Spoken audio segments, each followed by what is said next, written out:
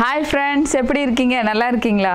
இன்றைக்கி வந்து ஒரு வெரைட்டியான சோடா தாங்க பார்க்க போகிறோம். என்னன்னு கேட்டிங்கன்னா பிபி சோடா. பிபி சோடானாலே என்னன்னு கேட்குறீங்களா? இது வந்து பீட்ரூட் பாம் சோடாங்க.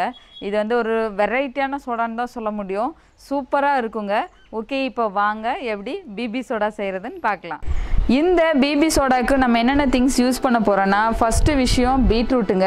ஆக்சுவலி இது வந்து பீட்ரூட் பாம் சோடா. அதுக்காக பீட்ரூட் எடுத்துக்க போகிறேன். இதை வந்து நல்லா க்ளீன் பண்ணி கட் பண்ணி வச்சுருக்கேன். அதோட கொஞ்சம் மின்ட்டு, புதினா, இஞ்சி, 2 லெமன் எடுத்திருக்கேன். பச்சை மிளகா வந்து காரத்துக்கு ஏற்ற மாதிரி எடுத்திருக்கேன். அப்புறம் சால்ட்டு. ஓகே, இப்போது ப்ராசஸ் ஸ்டார்ட் பண்ணிடலாம். ஃபஸ்ட்டு இந்தமாரி ஒரு ஜார் எடுத்துக்கிறேன். இந்த ஜாரில் வந்து இஞ்சி போட்டுக்கிறேன், புதினா போட்டுக்கிறேன், கழுவி அலசி வச்சுருக்கேன், பச்சை மிளகா போட்டுக்கிறேன். காரத்துக்கு ஏற்ற மாதிரி போட்டுக்கணும். லெமன் வந்து இதில் கட் பண்ணி ஆட் பண்ணிக்கிறேன்.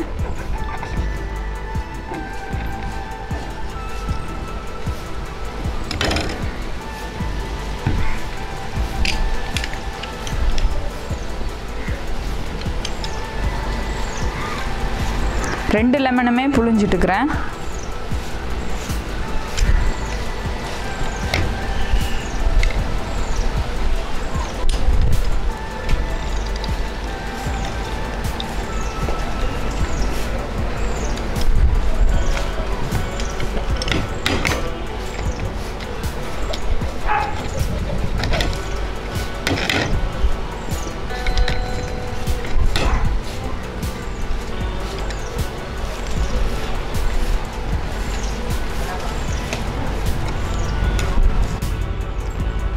ஓகே, இதை வந்து இப்போது அரைச்சி எடுத்துகிட்டு வரேன்.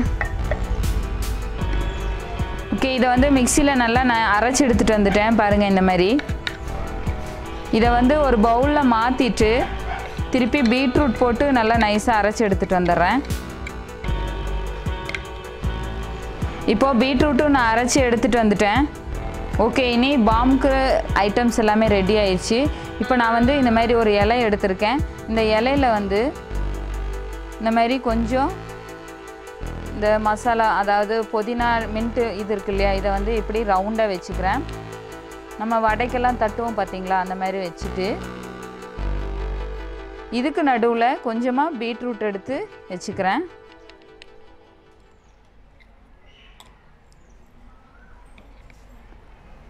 பாருங்கள், இந்த மாதிரி எடுத்து நடுவில் வச்சுக்கிறேன். வச்சுட்டு இதை வந்து க்ளோஸ் பண்ணிக்கிறேன்.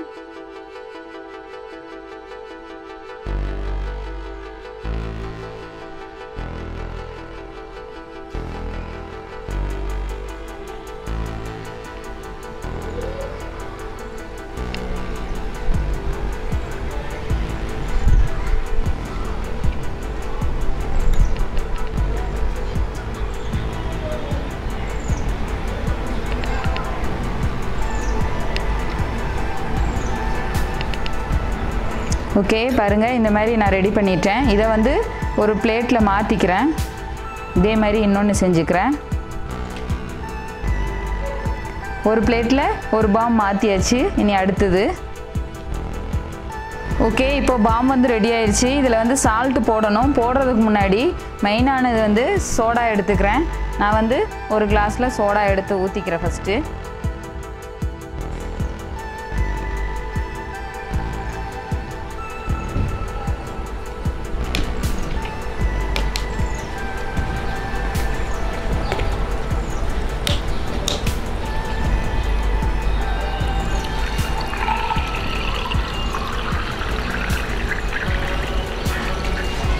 ஓகே, இந்த மாதிரி முக்கால் அளவுக்கு நான் வந்து ஊற்றிக்கிறேன்.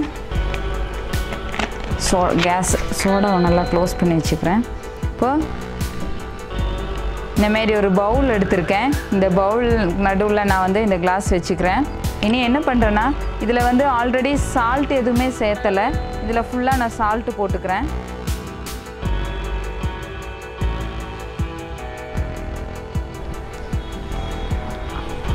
ஓகே, இனி இந்த பாமை இதில் போட்டுடலாம். இதிலிருந்து எப்படி பாம் வெடிக்குதுன்னு பார்க்கலாம்.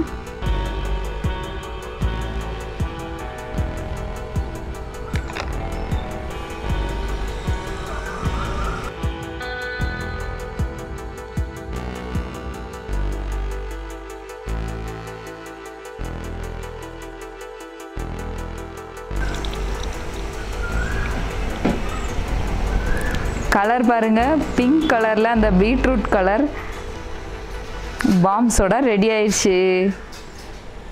ஓகே, இது இப்போது குடிச்சு பார்க்கலாம் எப்படி இருக்குன்னு.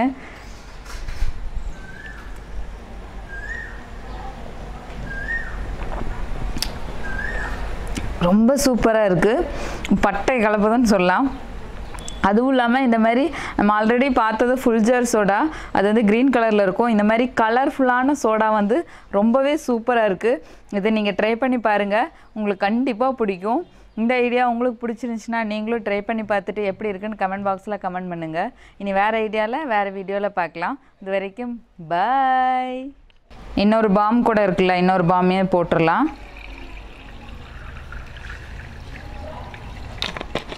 ஆக்சுவலாக கொஞ்சம் சால்ட்டு தூக்கலாக போட்டுக்கலாம், அப்போ தான் நல்ல டேஸ்ட்டாக இருக்கும். சோடாவை பொறுத்த வரைக்குமே சால்ட்டு நிறையா போட்டால் தான் நல்லா டேஸ்ட்டாக இருக்கும்.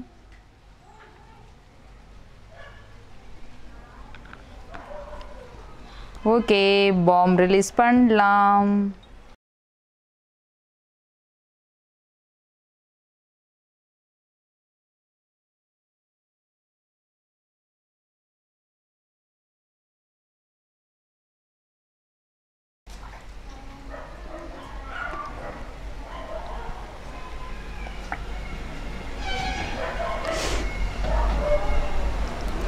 பாருங்க, பிங்க் கலர் சூப்பராக மாறிடுச்சு.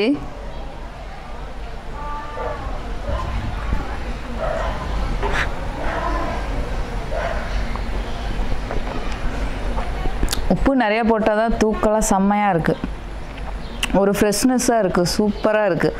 மின்ட்டோட அந்த ஃப்ரெஷ்னஸ், அந்த பச்சை மிளகாய் போட்டோம் இல்லையா, சோடாவில் பச்சை மிளகாய் போடும்போது அந்த காரமும் வந்து ரொம்ப ரொம்ப நல்லா இருக்கும். அதோட இந்த கலர்ஃபுல்லாக பார்க்கும்போது இன்னும் நல்லா இருக்குது.